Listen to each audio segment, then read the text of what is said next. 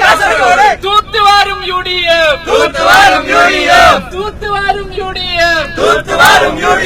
മലയാളികളെ വോട്ടില്ല കാപ്പാലികളെ വോട്ടില്ല.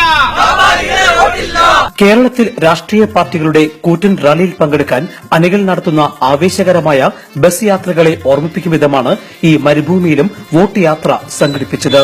കാസർഗോഡ് ജില്ലയിലെ 5 നിയോജക മണ്ഡലങ്ങളായ മഞ്ചേശ്വരം, കാസർഗോഡ്, ഉദുമ, കാഞ്ഞങ്ങാട്, തൃക്കരിപ്പൂർ എന്നീ മണ്ഡലങ്ങളിലെ UDF അനുഭാവികളാണിത്. ബസ്സിന് പുറത്ത് കൂറ്റൻ ബാനറുകൾ, പോസ്റ്ററുകൾ, ഒരേ നിറത്തിലുള്ള ടീഷർട്ടുകൾ, ബസ്സിനുള്ളിൽ മൈക്ക് വച്ച് ആവേശത്തോടെയുള്ള ജയ്വിളി എന്നിവയും ഈ യാത്രയ്ക്ക് ആവേശം പകർന്നു. ഇങ്ങനെ ഗൾഫ് ചരിത്രത്തിലെ ആദ്യത്തെ ഈ വോട്ട് യാത്രയുടെ ആവേശകാഴ്ചകൾ പകർത്താൻ ജയ്ഹിന്ദ് ന്യൂസ് ടീമും ഈ യാത്രയെ പിന്തുടർന്നു.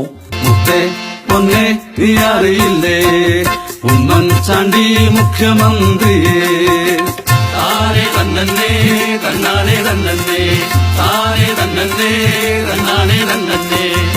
ഈ യാത്രാ സംഘത്തിന്റെ ആദ്യ ഗൃഹസന്ദർശനം ദുബായ് കിസേസിൽ താമസിക്കുന്ന UAE KMCCയുടെ ഉപദേശക സമിതി വൈസ് ചെയർമാൻ യഹ്യ തളങ്കരയുടെ വീട്ടിലായിരുന്നു.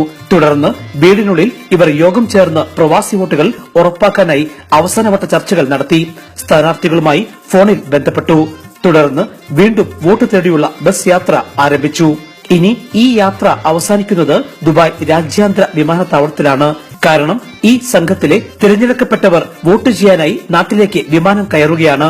ഇങ്ങനെ പ്രവാസികളുടെ തെരഞ്ഞെടുപ്പ് ആവേശം കരകടന്നും ആകാശത്തോളം ഉയരുകയാണ്.